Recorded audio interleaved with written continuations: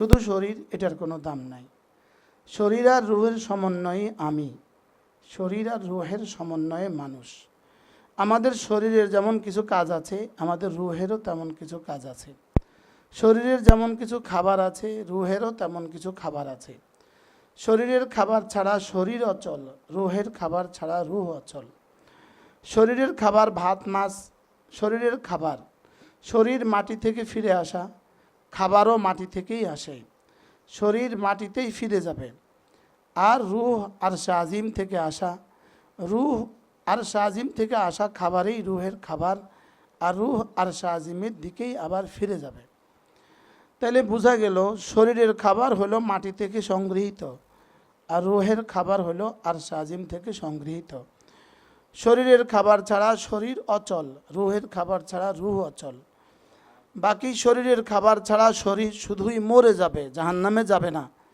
রুহের খাবার ছাড়া এই রুহ মরেও যাবে আর জাহান্নামে যাবে। এই জন্য শরীরের খাবার তো অতীব জরুরি, শরীরের খাবার তো অনেক বেশি জরুরি। এর চেয়ে বেশি, হাজারো গুণে বেশি জরুরি রুহের খাবার। শরীরের খাবার যদি মানুষ না খায় তাহলে সে অসুস্থ হয়, ধীরে ধীরে সে কবরে চলে যায়। রুহের খাবার যদি না খায়, রুহ তার অসুস্থ হয়, ধীরে ধীরে এটা কবর হয়ে জাহান্নামে চলে যাবে। এই জন্য শরীরের খাবার মানুষকে কবরে পৌঁছায়, রুহের খাবার মানুষকে জাহান্নামে পৌঁছায়। শরীরের খাবার মানুষকে সুস্থ রাখে, রুহের খাবার মানুষকে মোমেন বানায় জান্নাতে পৌঁছায়। এই জন্য শরীরের খাবারের যদি প্রতি আমরা যতটা যত্নবান, এর চেয়ে কোটি গুণে বেশি যত্নবান হওয়া উচিত রুহের খাবারের প্রতি। যেমন আমরা আমাদের চোখের কথাই ভাবি, আমরা চোখে একটা ধুলি কণাও পড়তে দেই না। রবও চোখকে ব্যবহার করার জন্য, চোখকে হেফাজতের জন্য পর্দার ব্যবস্থা করেছেন। পর্দার উপরে আবার ভ্রুর ব্যবস্থা করে দিয়েছেন, কিছু পশমের ব্যবস্থা করে দিয়েছেন, যেগুলো চোখকে আমাদের চোখকে মাহফুজ রাখে, সংরক্ষণ করে। চোখের সংরক্ষণের জন্য রব্বে কারিম এতটা সুন্দর ব্যবস্থা করেছেন, চোখের অবয়বকে হেফাজতের জন্য। চোখের অবয়ব হেফাজত না হলে, একটা ধুলি যদি চোখে পড়ে তো চোখ অসুস্থ, চোখ কষ্ট পায়। লেকিন চোখের বাতিনি অ্যাক্সিডেন্ট, একটা হলো চোখের শারীরিক অ্যাক্সিডেন্ট, একটা হলো চোখের বাতিনি অ্যাক্সিডেন্ট। চোখের শারীরিক অ্যাক্সিডেন্ট হলো তাকে ব্যথা দেয়, চোখ নষ্ট করে দেয়, অন্ধ করে দেয়। আর চোখের বাতিনি অ্যাক্সিডেন্ট তাকে জাহান্নাম পর্যন্ত পৌঁছায় দেয়। এই জন্য চোখের ইস্তেমাল শিখা। চোখের বাহিরের ব্যবহার তো আমরা কত কিছু দিয়েই করি, লেকিন চোখের বাতিনি ইস্তেমালের জন্য আমরা ফিকির করি না। ঠিক প্রতিটা অঙ্গ প্রত্যঙ্গের দুই ইস্তেমাল আছে, একটা বাহিরের ইস্তেমাল, একটা বাতিনি ইস্তেমাল। একটা বাহিরের অবরণের অবয়বের অবকাঠামোর ইস্তেমাল ব্যবহার, আর একটা হলো বাতিনি ব্যবহার। বাতিনি ব্যবহার কোনো অঙ্গ নড়ে না দিল নড়া ছাড়া। বলেন, দিল নড়া ছাড়া কোনো অঙ্গ মানুষের ব্যবহার হয় না। আমার এই হাত নড়বে না যতক্ষণ না দিল না লড়ে। যেমন আপনি হাত তোলেন, এবার এটা নড়বে না, এটা না লড়লে এটা নড়বে না, বুঝেন না? এটা না লড়লে এটা নড়বে না। হৃৎপিণ্ড না লড়লে, হৃদয় না লড়লে, হৃদয় এরাদা না হলে এটা নড়বে না। আপনারা সবাই মিলে আমার হাতটা নাড়ান না দেখি, এরাদা করেন। আপনারা এই মুহূর্তে আপনারা আমার হাত নাড়াবার এরাদা করেন না, যে আমরা সবাই মিলে হুজুরের হাত নাড়াইতেছি, নাড়ান। এবার আমিও নাড়াই, না নড়বে না।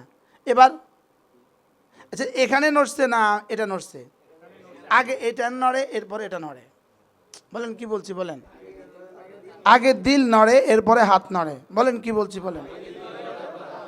আপনাদের শরীর এখানে যে আসছে, আসলে শরীরে আসছে না, দিল আপনাদেরকে নিয়ে আসছে, দিল নিয়ে আসছে। এই দিলটা বিজ্ঞান স্বীকার করে না। বলেন, বিজ্ঞানের পরিভাষায় দিলের ইংরেজি হার্ট। হার্ট কুকুরেরও আছে, হার্টের বাংলা হৃৎপিণ্ড। হৃৎপিণ্ড কুকুরেরও আছে, বিড়ালেরও আছে, শুকরেরও আছে। যেটা বিড়াল, কুকুর, শুকর সব প্রাণীর আছে, ওটা নিয়ে বিজ্ঞান গবেষণা করে।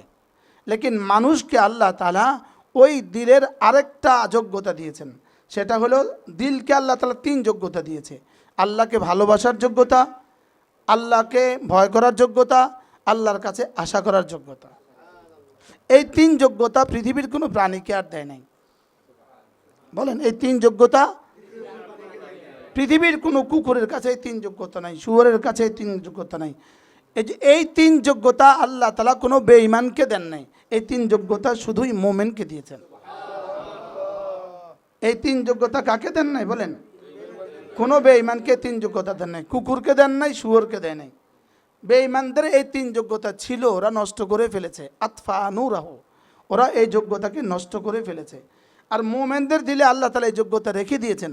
কিছু মোমেনদের দিলে এই তিন যোগ্যতা জাগ্রত, আর কিছু মোমেনদের দিলে এই তিন যোগ্যতা ঘুমন্ত। কি বলছি বলেন? আর কিছু মোমেনদের দিলে এই তিন যোগ্যতা কি? ঘুমন্ত। আর কোনো প্রাণীর দিলে কি? নাই। আর মানুষের দিলে, বেঈমানের দিলে আছে মৃত। বেঈমানের দিলে আছে কিন্তু এই তিন যোগ্যতা কি? মৃত। মোমেনের দিলে আছে, তবে কিছু মোমেনের দিলে ঘুমন্ত, কিছু মোমেনের দিলে কি? জাগ্রত। আর বেঈমানের দিলে হলো কি? মৃত। বেঈমানের দিলে কি? মৃত। ঈমান ছাড়া এই তিনটা জিন্দা হবে না। ঈমান ছাড়া এই তিনটা কি হবে না? বলেন, জিন্দা হবে না। আর আমাদের মুমিনদের দিলে এটা কয় প্রকার? বলেন, দুই প্রকার, জাগ্রত, ঘুমন্ত। বলেন, এবার কাদের দিলে জাগ্রত, কাদের দিলে ঘুমন্ত? এবার শেষ কথা, যার আল্লাহর ভালোবাসা তাকে মসজিদ পর্যন্ত নেয় না, যার ভালোবাসা তাকে নামাজ পর্যন্ত নেয় না, যার ভালোবাসা কোনো আবাদতকে ছুটতে দেয় না, যার ভালোবাসা কোনো গুনাহ হইতে দেয় না, তার ভালোবাসা জীবন্ত, জাগ্রত। জীবন্ত এবং কি? যেমন এই মুহূর্তে আমরা জীবন্ত, জাগ্রত। বলেন, এই মুহূর্তে আমরা কি আছি? মান্নান স্যার তো এখন জীবন্ত, জাগ্রত। এটা কি? মোবাইল। এবার আপনি চোখ বন্ধ করেন, চোখ বন্ধ ফুল, কিছু দেখছেন আপনি? বলেন, চোখ খোলেন, কিছু দেখছেন? উনি কি জাগ্রত না ঘুমন্ত? ঘুমন্ত। জাগ্রত অবস্থায় কি দেখছিল? এটা দেখছিল। আর ঘুমন্ত অবস্থা দেখছিল? এত বড় এটা কি ঘুমন্ত অবস্থা দেখছিল? না।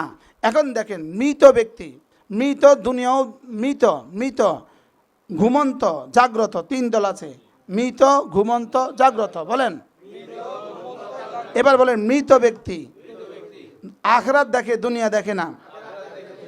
এবার ঘুমন্ত ব্যক্তি দুনিয়াও দেখে না, আখিরাতও দেখে না। এবার জাগ্রত ব্যক্তি দুনিয়া দেখে, আখিরাত দেখে না। কি ভাই, এখন একমত তো আপনারা?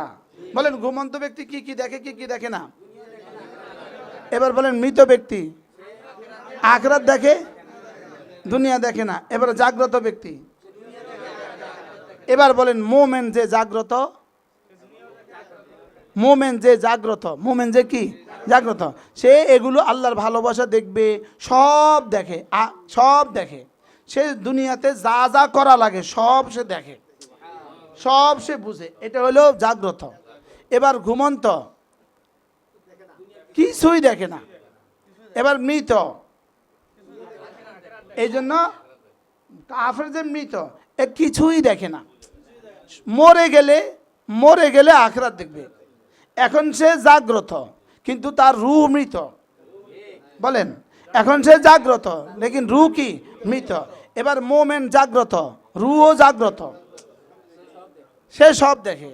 এবার মোমেন ঘুমন্ত, তার দিলে যোগ্যতা আছে লেকিন দেখে না। কেন? তার রূহ কিন্তু আছে লেকিন দেখে না। কেন? ঘুমন্ত। এবার আপনি আর আমি চিন্তা করেন, আমরা কে কে মৃত, কে কে জীবিত, আর কে কে ঘুমন্ত? প্রত্যেকে নিজেকে নিজে নিয়ে চিন্তা করেন। কি বলছি বলেন? একজন একজন করে বলেন, কে কে মৃত? যার কলিজে আল্লাহর ভালোবাসা নাই, এটা মৃত। এটা কি? তাহলে সব বেঈমান কি? মৃত। এবার আমরা কি বেঈমান? নাউজুবিল্লাহ। আমরা কি? ঈমানওয়ালা। আমরা কি ওয়ালা? মোমেন। এবার মোমেন যে ফরজ ও ওয়াজিব ছাড়ে না। বলেন, সুন্নতগুলোও ছাড়ে না, পারতপক্ষে নফলগুলোও ছাড়ে না, লেকিন কোনো গুনাহ করে না। এই মোমেন যে জাগ্রত, এই মোমেন কি? বলেন, জাগ্রত। আর যেই মোমেন নামাজ পড়ে না, বলেন, গুনাহ করে, এই মোমেন ঘুমন্ত। হয়? ঘুমন্ত মানুষ কি আসলে আপনি জাগ্রত বলবেন না মৃত বলবেন? জীবন্ত বলবেন না মৃত বলবেন? ঘুমন্তকে আপনি কি বলবেন? জীবন্ত বলবেন। লেকিন এটার কোনো কাজ নাই, এটা কোনো কি নাই বলেন? তাহলে আমাদেরকে এই কোনো ফাংশন নাই। তাহলে এই 3 জিনিস আমাকে জীবিত করতে হবে। 1 নাম্বার হলো আল্লাহ তাআলার মহাব্বত, আল্লাহ রাসূলের মহাব্বত এর সাথে মিশে গেছে, কোরআনের মহাব্বত এর সাথে মিশে গেছে, হাদিসের মহাব্বত এর সাথে মিশে গেছে, আল্লাহ ওয়ালাদের মহাব্বত এর সাথে মিশে গেছে। আল্লাহর মহাব্বতের শাখা হলো এগুলো। 2 নাম্বার হলো আল্লাহ তাআলার কাছে জান্নাতের আশা করা। এখন আমি আশা করলাম লেকিন নামাজ পড়লাম না, এটা হলো আঙ্গুর গাছ লাগাইলাম না, আঙ্গুরের আশা করলাম। কদু গাছ লাগাইলাম না, কদুর আশা করলাম। বিয়ে করলাম না, সন্তানের আশা করলাম। কি ব্যবসা করলাম না, মালের আশা করলাম। চাকরি করলাম না, পেনশনের আশা করলাম। বেতনের কি করলাম? আশা করলাম। এই আশা নয়, এই আশা হলো ধোকা। এই আশা কি বলেন? ধোকা। 3 নাম্বার হলো আল্লাহ তাআলার ভয়, আল্লাহ তাআলার ভয়। আমার পঠিত আয়াতে আল্লাহ তাআলা বলেন ওয়ালিমান খাফা মাকামা রাব্বিহি, যে আল্লাহ তাআলার সামনে দাঁড়াইতে ভয় পায়। বলেন যে আল্লাহ তাআলার সামনে দাঁড়াইতে ভয় পায়। এখানে 2টা তরজমা। মাকামা শব্দটা তরজমা হলো কিয়াম। মাকামা রাব্বিহি আই কিয়ামা রাব্বিহি আলাইহি, যে এই কথা মনে করে যে আমার রব এক সময় আমার সামনে দাঁড়াবে। এখানে কিয়ামের ফাইল হলো আল্লাহ, আমার রব আমার সামনে দাঁড়াবে, এটা যার ভয় হয়। 2 নম্বর তরজমা, রবের সামনে আমি দাঁড়াবো, এটা যার ভয় হয়। বলেন কটা তরজমা? কি? আল্লাহ আমার সামনে দাঁড়াবে, আমি আল্লাহর সামনে দাঁড়াবো। দুইটাই নিশ্চিত। আসলে আল্লাহর সামনে আমি দাঁড়াবো, তখন আল্লাহ আমার সামনে, আর আমি আল্লাহর সামনে দাঁড়াবো, তখন আল্লাহ আমার সামনে। এখন এইটা তো দাঁড়াইতে হবে। এই কথাটা যার দিলে ঢুকছে, এই কথাটার ভয় যার কলেজায় আসছে, যে ডিসেম্বরের 13 তারিখে আমার হাইকোর্টে শুনানি আছে প্রধান বিচারপতির দফতরে, প্রধান বিচারপতির কি চেম্বারে নাকি কি বলে চেম্বার জজ কোর্টে আমি দাঁড়াবো, এটা আগামী ডিসেম্বরের 12 তারিখে। এবার বলুন তো এখন থেকে তার প্রস্তুতি কেমন? বলেন না কথা। আচ্ছা আগামী জানুয়ারিতে তার মামলার রায় হবে, এখন থেকে তার প্রস্তুতিটা কেমন? কি এখন আমাদেরকে আল্লাহ তাআলার সামনে বসেন, আমাদেরকে আল্লাহ তাআলার সামনে দাঁড়াইতে হবে কি না? হবে কি না? হবে। এটাকে যে ভয় পায়, এটা ভয় পাইলে হবে না। শুধু আমি ভয় পাই না, এটা বললে হবে না। ভয় এটা মুখের বিষয় নয়, ভয় এটা হৃদয়ের কাইফিয়তের নাম।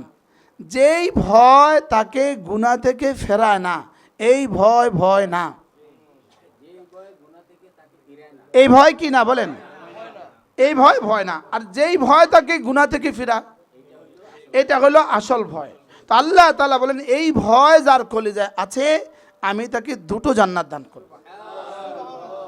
কয়টা জান্নাত দান করব? 2টো জান্নাত দান করব। এখন প্রশ্ন, 2 জান্নাত কিভাবে দান করবেন? মোল্লা আলী কারি রহমাতুল্লাহ বলেন তাকে আল্লাহ তাআলা 2 জান্নাত দান করবেন। একটা জান্নাত দিবেন দুনিয়াতে, আর একটা জান্নাত দিবেন আখিরাতে। এখন প্রশ্ন, দুনিয়াতে আবার জান্নাত দিবেন কেমনে?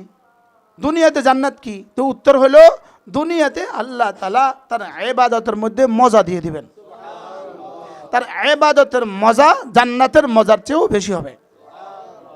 কি বলছি বলেন? ইবাদতের মজা জান্নাতের মজার চেয়ে বেশি হবে।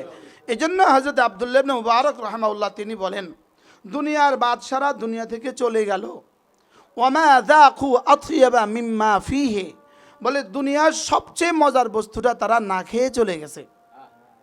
দুনিয়ার বলেন দুনিয়ার বাদশারা, দুনিয়ার রাজা বাদশারা, বেঈমান বড় লোকগুলো দুনিয়া থেকে চলে গেছে, দুনিয়াতে সবচেয়ে মজার বস্তুটা না খেয়ে। দুনিয়াতে একটা সবচেয়ে মজার একটা বস্তু আছে, সেটা হলো আল্লাহ তাআলার মারিফাতের মজা। সেটা হলো আল্লাহকে ভালোবাসার মজা। আল্লাহকে ভালোবাসার মজা দুনিয়ার সবচেয়ে দামি বস্তু, দুনিয়ার সবচেয়ে মজার বস্তু। এই জন্য বলে আহলুদ দুনিয়া মাতু, দুনিয়াদাররা চলে গেছে। ওমা যাকু তামা আতইয়াবা মিনাদ দুনিয়া, দুনিয়ার মধ্যে সবচেয়ে মজার যে বস্তুটা এটা না খেয়ে চলে গেছে। এটা কি বলেন?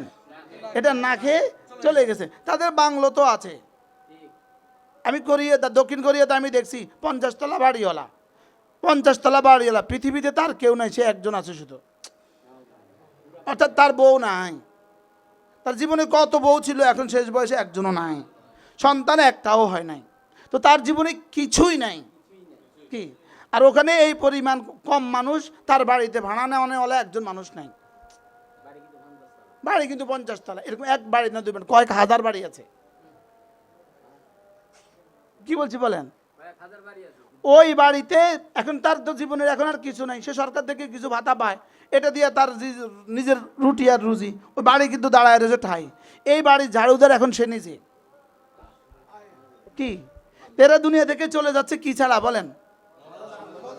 এক কুকুর ছাড়া তার জীবন আর কিছু নাই, একটা কুত্তা ছাড়া তার জীবন আর কিছুই নাই। সে বাড়ির সামনে ঝাড়ু দিতেছে, তার কুকুরটা তারই ঘুরঘুর করতেছে। এবং এরা ঘরে মরে পড়ে থাকে 2-4 দিন, যতক্ষণ না পুলিশ না আসে। প্রতিদিন পুলিশ তার খবর নেয়, সে আসে না নাই। পুলিশের ডিউটি কি? প্রতিদিন খবর নেয়, সে আসে না নাই। পুলিশ মাঝে মাঝে তাকে রাস্তা থেকে, দূর থেকে, কোয়ার্টার থেকে তার ঘরে লাইট মারে, ফোকাসে লেখে আমরা আছি, তুমি টেনশন করো না। কি লেখে? আমরা আছি, তুমি টেনশন করো না। সময় তো নাই। এরা দুনিয়া থেকে চলে যাচ্ছে, দুনিয়াতে সবচেয়ে মজার বিষয়টা না খেয়ে। বলেন এবার দুনিয়ার সবচেয়ে মজার বিষয় কি? আল্লাহ তাআলার মারিফত হলো দুনিয়ার সবচেয়ে মজার বিষয়। এর চেয়ে মধুময় কোনো বস্তু নাই। বলেন এর চেয়ে মধুময় কোনো কি নাই? বলেন আল্লাহ তাআলাকে চিনা, আল্লাহকে ভালোবাসা, আল্লাহর ভালোবাসায় চোখের পানি ফেলা, এটা পৃথিবীতে সবচেয়ে মজার বস্তু। বলেন জিকিরের হালাওয়াত, জিকিরের মিঠাসের মজা বাংলা কি বলবো? মিষ্টতা। এই জাকারিয়া সাহেব কই? আরে জাকারিয়া বসছে, জাকারিয়া ভাই মাশাআল্লাহ, বাইরে গরম কষ্ট পাবে বেশি। একটু ভাইয়া একটু অসুস্থ তো, জাকারিয়া অসুস্থ। জি মাশাআল্লাহ।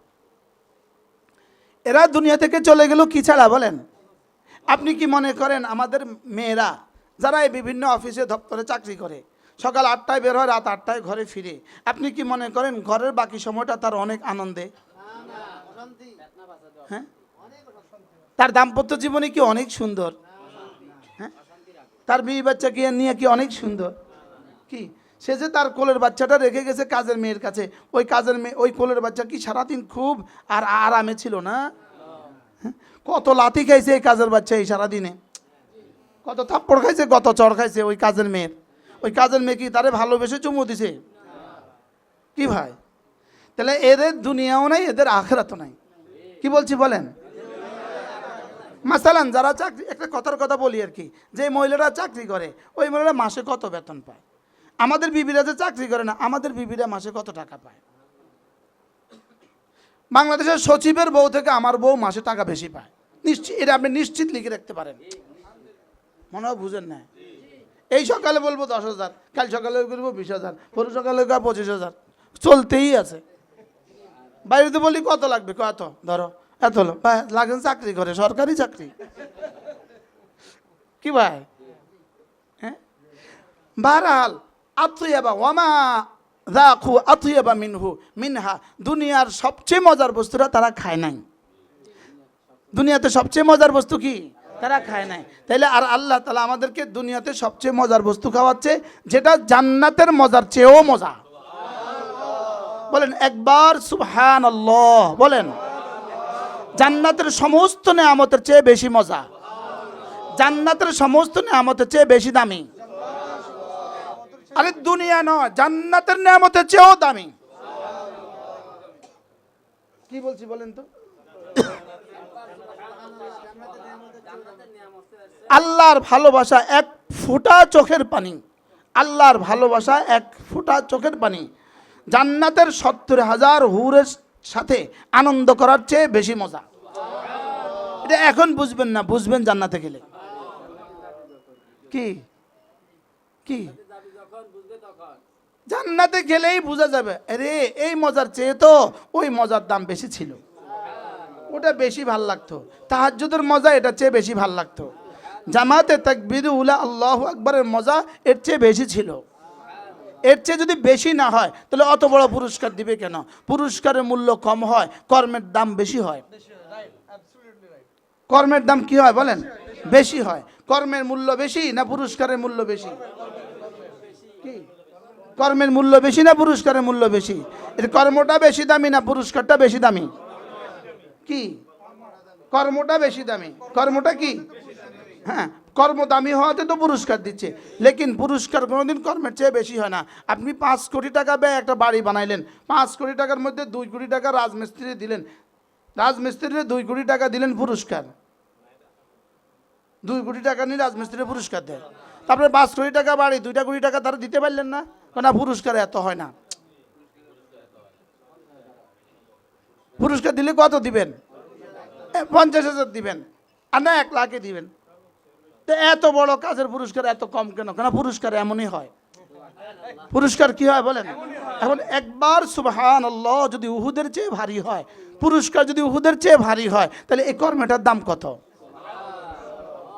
এবার বলুন তো, রব আমাদেরকে যে 1 দিন 2 দিন 3 দিন 1 বছর যে হায়াতটা দিয়েছেন, তার 1 সেকেন্ডের দাম 100 কোটি বছরের জান্নাতের চেয়ে দামি। তো যদি 1 সেকেন্ডের দাম এমন হয়, 1 দিনের দাম কত? কি ভাই, 1 দিনের দাম যদি এমন হয়, তো 1 মাসের দাম কত? এই জন্য দোয়া করে দেন আল্লাহ তাআলা যেন আমাদেরকে সুস্থতার সাথে, ঈমান আমলের সাথে লম্বা হায়াত দান করে। আল্লাহ এই মুহূর্তে আমরা যারা আছি প্রত্যেককে সুস্থতার সাথে, ঈমান আমলের সাথে লম্বা এক জীবন আমাদেরকে নসিব করে। লম্বা হায়াত, বলেন লম্বা হায়াত। কারণ একটা দিন 32টা রাকাত নামাজ পড়া হবে, 32টা রুকু দেওয়া হবে, 64টা সেজদা দেওয়া হবে। 64টা সেজদার একটা সেজদা দুনিয়ার মধ্যে যা আছে তার চেয়ে দামি। এবার বলুন একদিনের দাম কত? 64টা সেজদা, 64টা দুনিয়ার মধ্যে যা আছে তার চেয়ে দামি। এবার 2 দিন কত? 1 মাস কত? 1 বছর কত? এই জন্য আল্লাহ তাআলার কাছে ওই মানুষগুলো বড় দামি, যাদের বয়সও বেশি আমলও সুন্দর। বলেন তাইলে এবার আমরা ফিরে যাই আমাদের রুহের খাবার আর শরীরের খাবার। তো শরীরের খাবার যদি এত কিছু হয়, তো রুহের খাবার কোথায়?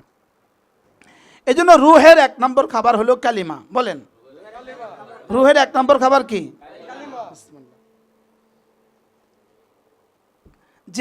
যেই পরিমাণ কালিমা পড়বে, এর রুহটা এই পরিমাণ তাজা হবে। এই কালিমাটা এবার যার যত শুদ্ধ, যার যত সুন্দর হবে, তার রূহ এই পরিমাণ তরু তাজা হবে। 2 নাম্বার হলো নামাজ।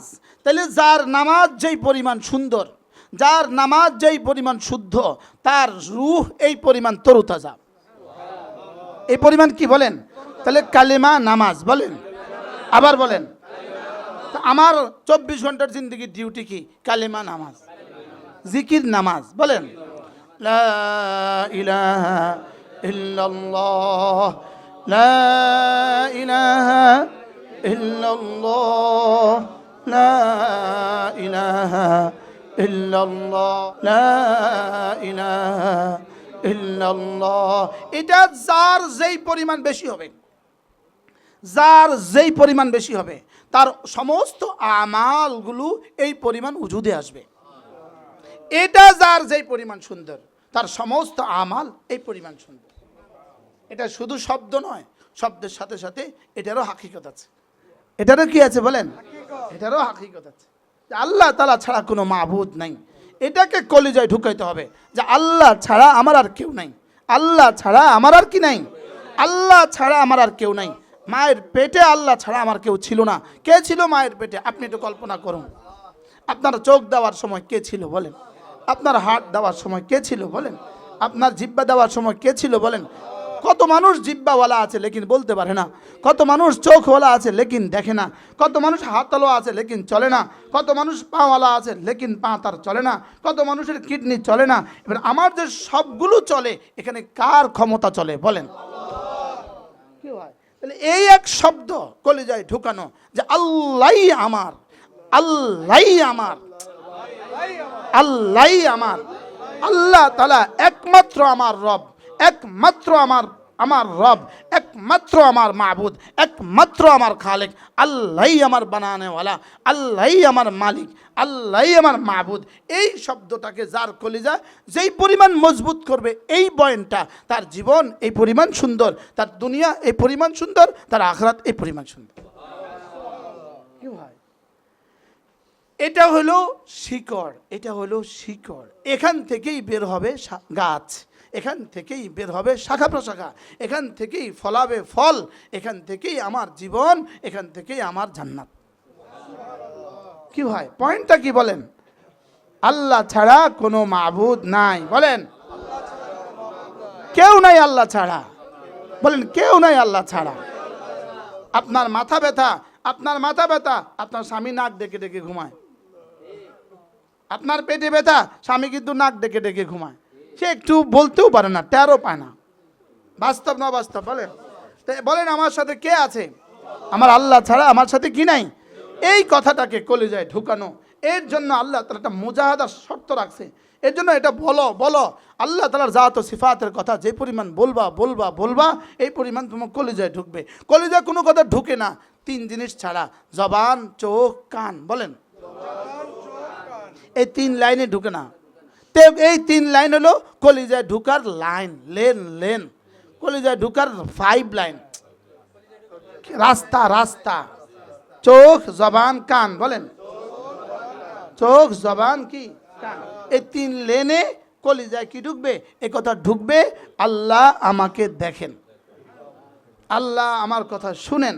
এটা শুনতে শুনতে শুনতে শুনতে শুনতে একটা মিশা কথা কুটিবার বলতে বলতে এখন ওই মিশা কথাটা সবার কাছে হাসা হয়ে গেছে। সবার চিন্তা চেতনা, খন্তি মার্কায় দিলে ভোট, শান্তি পাবে দেশের লোক, সবার চিন্তা চেতনা। অথচ 100 ভাগ মিশা কথা, 100 ভাগ কি কথা? 100 ভাগ মিশা কথা। মিশা কথা 1000 বার শুনতে শুনতে এখন এই মিশা কথাগুলোকে আমাদের কাছে তেমন একটা ঘৃণিত মনে হয় না। বাস্তব না বাস্তব? এটা আমাদের কাছে এখন ঘৃণিত লাগে না। বাথরুমে প্রথম ঢুকলে গন্ধ লাগে, কিন্তু 2 মিনিট পরে তখনকার গন্ধ নাই এমনি, কিন্তু গন্ধ আর তখন কি লাগে না। সুইপারের কাছে গন্ধ লাগে না, সুইপারের কাছে গন্ধ লাগে। ব্যাঙের কোনোদিন সর্দি হয় কি ভাই? ব্যাঙের সর্দি হয়, এত পানির মধ্যে থেকে সর্দি হয় না কেন? তাইলে গুনাহের পরিবেশে আমাদেরকে নাক দুর্গন্ধ করে দিছে। নাক কি করে দিছে বলেন? নাক দুর্গন্ধ করে দিছে। এই জন্যই মাঝে মাঝে একটুখানি আপনাদেরকে কষ্ট দেওয়া। আচ্ছা বলুন তো দেখি, এই যে আমরা ছোট্ট কদুর মজলিস, আমাদের বসার দৈন্যতা, আমাদের এত কষ্ট, এই 2 ঘন্টার এই মজলিস, লেকিন আপনাদের দিলের হালত কেমন হয়? একটুখানি পরিবর্তন হয় না? হয় না বলেন? এইটা যদি মাসে প্রতিদিন একবার করে হইতো কেমন হইতো? কি প্রতিদিন আমাদের জীবনে কিছু না কিছু সময় বের করা উচিত কিনা? উচিত কিনা? এখন আমি তো প্রতিদিন সময় দিতে আমিও পারবো না, আপনারাও পারবেন না, ইচ্ছা করলেও হবে না। আর এটা অসম্ভবে, এটা একরকম অসম্ভবে। তাহলে এখন আমাদেরকে কিছু সবক নিয়ে বাড়ি ফেরা। প্রথম সবক হলো, আমি আজ থেকে 5 ওয়াক্ত নামাজ সময় মতো পড়ব। প্রত্যেকটা পুরুষ জামাতে নামাজ পড়বে, নারীরা আউয়াল ওয়াক্তে নামাজ পড়বে। সুদুন্নপুর যে আসবে সে জোহরের নামাজ 1:30টায় পড়তে হবে। যেই মা সুদুন্নপুর আসবে সে জোহর 1:30টায় পড়তে হবে। সে মসজিদের আজানের সাথে নামাজ পড়তে হবে। কি বলছি বলেন? মসজিদের জামাতের সাথে আমার ঘরে আমার নামাজ হবে। প্রত্যেক মা এই টার্গেট করেন যে আমি আজকে নিয়ত করে যাচ্ছি, আজকে থেকে আমি মসজিদের আজানের সাথে, মসজিদের জামাতের সাথে আমি ঘরে নামাজ পড়ব। বলেন মসজিদের জামাতের সাথে কি? পুরুষ জামাতে যখন নামাজ পড়বে, আমি নারী ঘরে তখন নামাজ পড়ব। এটা যদি আপনার টার্গেটে হয়, তো আপনি হবেন ওই মানুষ, ওই মহিলা, ওই নারী, ওই পুরুষ, যেই নারী আর পুরুষের দিল মসজিদের সাথে লাগা ছিল। আল্লাহ তাআলা আপনাকে আর সাজিবের নিচে ছায়া দিয়ে দিবে। আপনি যদি 1:30টার নামাজ 3টায় পড়েন, আপনার দিল কি লাগা আছে? নামাজ তো পড়া হয়েছে, লেকিন দিল লাগা নাই। কি নাই? তো পুরুষ তো মসজিদে চলে গেছে, তা আপনি তো জানামাজে যেতে পারেন নাই। আমার জন্য মসজিদের যেই হুকুম, আপনার জানামাজ তার চেয়ে বেশি দামি। কি ভাই? তাহলে 1 নাম্বার কাজ, মা বোনদের 1 নাম্বার কাজ হলো আউয়াল ওয়াক্তে মসজিদের জামাতের সাথে মা বোন নামাজ পড়বে। যেই মা বোনরা আছেন, যে যেখান থেকে আসছেন, সকলে নিয়ত করেন যে ইনশাআল্লাহ আমি আজ থেকে মসজিদের জামাতের সাথে নামাজ পড়ব। অর্থাৎ জামাত পুরুষ মসজিদে যেই সময় পড়বে, আমি ঘরে সেই সময় নামাজ পড়ব। এটা হলো 1 নাম্বার ডিউটি। 2 নাম্বার কাজ হলো 5 ওয়াক্ত নামাজের পরে মাসনুন দোয়াগুলো পুরুষ যেমন মসজিদে বসে বসে পড়ে, আমিও আমার জানামাজে বসে বসে মাসনুন দোয়াগুলো অবশ্যই পড়ব। মাসনুন দোয়া পড়া ছাড়া আমি আমার জানামাজ থেকে উঠবো না। বলেন নিয়ত কি করব মা বোনরা বলেন? হ্যাঁ, প্রত্যেকের বিবিদেরকে জিজ্ঞেস করবেন মাসনুন দোয়া কি পড়া হয়েছে। মাসনুন দোয়া না হলে আপনি কার্ড নিয়ে যাবেন, আমাদের কাছে কার্ড আছে, আমরা 5 টাকা করে কার্ড বিক্রি করি। 5 টাকা করে নিতাম না, আপনি এই 5 টাকা করে না নিলে ফেলে দিবেন, এই জন্য 5 টাকা করে নেই। এরপরে আমাদের বইগুলো আছে, আমাদের 15টা কিতাব, প্রত্যেকেই এই 15টা কিতাব আপনার ঘরে রাখবেন। গত পরশু আমার মাহফিল ছিল ব্রাহ্মণবাড়িয়া, তো আমি মাগরিবের আখ্যান দিয়া বসে তাকাচ্ছিলাম, এমন সময় এক যুবক একটা বাচ্চা নিয়ে আসছে, এসে বলতেছে হুজুর আমার মা আপনার কাছে আমাকে পাঠিয়েছে, মা নিচে আছে, আর মা বলতেছে আপনি যদি একবার মার সাথে কথা না বলেন আমার মা স্ট্রোক করবে। তো আমি বলতেছি স্টক করার দরকার নেই, নিয়ে আসেন। পরে বলল যে হুজুর আমি ভান্ডারি ছিলাম, আমি ভান্ডারি পীরের হাতে মুরিদ হয়েছি। হুজুর আমার হাতে আপনার বইগুলো পড়ছে, আমি আপনার বইগুলো পড়ছি, পড়ে আমি দেখছি সব ভণ্ড বুয়া। তো হুজুর এই আমি আপনার হাতে বায়াত হতে চাই। তা আমি গাড়িতে ছিলাম, গাড়ির গ্লাস নামায়া তার কাছ থেকে এই কথাগুলো শুনছি। আপনি বলেন এই এক কিতাবই তো ওই মহিলার দিলকে এভাবে পাল্টায় দিছে। আপনি এই কিতাবগুলো নিবেন, মা বোনরা মোবাইলে ওয়াজ না শুনে কিতাব পড়বেন, মোবাইলে ওয়াজ না শুনে এই কিতাবগুলো আমার ওয়াজের কিতাব, একটা পৃষ্ঠা যে ডেলি টার্গেট করেন যে আমি 5 মিনিট হলেও হুজুরের কিতাবগুলো পড়ব। প্রত্যেক মা বোন। আপনার বাড়ি কই? বান্দরবন। সুবহানাল্লাহ, বান্দরবন থেকে। হ্যাঁ,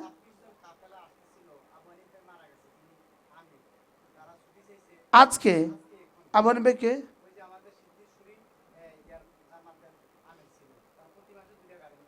এখানে আসার সময় আজকে অ্যাক্সিডেন্টে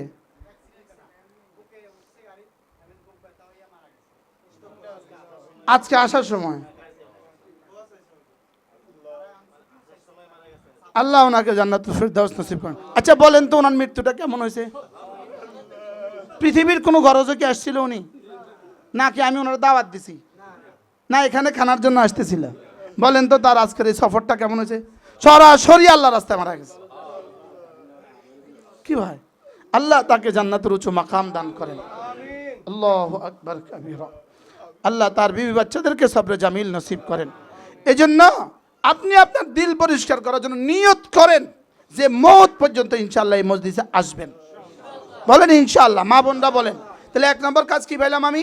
কালেমায়ে তয়্যিবা। 1 নম্বর কাজ কমপক্ষে প্রতিদিন 200 বার কালেমায়ে তয়্যিবা, দিনে বা রাতে কমপক্ষে 200 বার। ভাত রান্না করতে করতে ধীরে ধীরে লা ইলাহা ইল্লাল্লাহ, লা ইলাহা ইল্লাল্লাহ, লা ইলাহা ইল্লাল্লাহু মুহাম্মাদুর রাসূলুল্লাহ, এভাবে প্রতিদিন 100 বার দিনে 100 বার রাতে কালিমায়ে তয়্যিবা পড়বই পড়ব। 2 নাম্বার 5 ওয়াক্ত নামাজ সময় মতো পড়ব। 3 নাম্বার কাজ হলো নারী আর পুরুষ প্রত্যেকেই সমস্ত গুনাহ থেকে বেঁচে থাকব। বলেন ইনশাআল্লাহ, বলেন। যেটাকে গুনাহ বলে এটা আমি করব না, যেটাকে গুনাহ বলে এটা আমি করব না। গুনাহ কোনটা কোনটা এটা সবাই বুঝে, কি যেটা গুনাহ এটা করব না। বলেন গুনাহ হয় 6 অঙ্গ দিয়ে, চোখের গুনাহ, কানের গুনাহ, জবানের গুনাহ, হাতের গুনাহ, পায়ের গুনাহ, লজ্জাস্থানের গুনাহ, এই 6 অঙ্গ দিয়ে কোনো গুনাহ করব না। বলেন ইনশাআল্লাহ, বলেন ইনশাআল্লাহ। আল্লাহ তাআলা আমাদের সকলকে তৌফিক দান করেন। এই মাত্র শুনলাম এক ভাই আবু হানিফ ভাই, উনি কুমিল্লা থেকে মুরাদনগর থেকে আমাদের ইসলাহী মজলিসে রওনা দিয়েছে, গাড়িতে ওঠার পরে স্ট্রোক করে ইন্তেকাল হয়ে গেছে। আল্লাহ তাআলা তার জীবনের সমস্ত গুনাহগুলো মাফ করে দেন। একবার 14 গ্রাম থেকে একজন আসছে, সর্বোচ্চ 35 বছর বয়স হবে। এই মানুষটা আমাদের ইসলামী মজলিসে আইসা রাত্রে ছিল, ফজরের নামাজ তাহাজ্জুদের আজানের সময় অজু করতে গিয়ে স্ট্রোক করে ইন্তেকাল হয়ে গেছে। কি ভাই, আল্লাহ তার কবরকেও জান্নাতের টুকরো বানিয়ে দেন। এই কাগজগুলো যিনি লাগিয়েছেন, এই কাগজগুলো এই সব যিনি করছেন, এই মানুষটা ইন্তেকাল করছে, ওনার সব লেখা রয়ে গেছে, এগুলো সব উনি লেখাইছে, উনি ইন্তেকাল হয়ে গেছে। মাওলানা হাবিব সাহেব, আল্লাহ তার কবরকে জান্নাতের টুকরো বানিয়ে দেন। আমাদের এই বালিকা মাদ্রাসার প্রথম তালাটা যিনি করে দিয়েছেন আল্লাহ সেলিম সাহেব, ইনি ইন্তেকাল হয়ে গেছে, আল্লাহ তার কবরকে জান্নাতের টুকরো বানিয়ে দেন। এই জন্য আমরা আপনাদের এখানে আসতে বসতে অনেক কষ্ট হয়। এত হাজার মহিলা এই রোদের মধ্যে বসে আছে, ওইদিকে কিন্তু রোদের মধ্যে বসে আছে, এভাবে যেভাবে বসে আছে হাজার হাজার মহিলা এখানে রোদে বসে আছে, হাজার হাজার মহিলা এখানে রোদে বসে আছে। এতগুলো মহিলা এত গরমের মধ্যে বসে আছে, আল্লাহ তাআলা এত কষ্টের বিনিময়ে, লেকিন আমার কাছে এই কষ্ট মনে হয় না। আমি এবার সৌদি আরবে এক মজলিসে বলছিলাম যে কৃষক যে আমাদের খেতে কাজ করে, হাঁটু পর্যন্ত কাদার ভিতরে ঢুকা, আর কোমর থেকে উপরের দিকে পোড়া রোদের মধ্যে জ্বলা, এর মধ্যে সে 600 টাকা বেতনের জন্য 4 ঘন্টা ডিউটি করে। আমি তো জীবনে এভাবে কোনোদিন একদিনও বয়ান শুনি নাই, অথচ আমি এটাকে আখিরাতের ক্ষেত মনে করি। তা আখিরাতের ক্ষেতের জন্য তো এর 100 ভাগের 1 ভাগ না, 1 কোটি ভাগের 1 ভাগ, এক কৃষকের 1 কোটি ভাগের 1 ভাগ পুরো জীবনেও আমি মেহনত করি নাই আখিরাতের জন্য।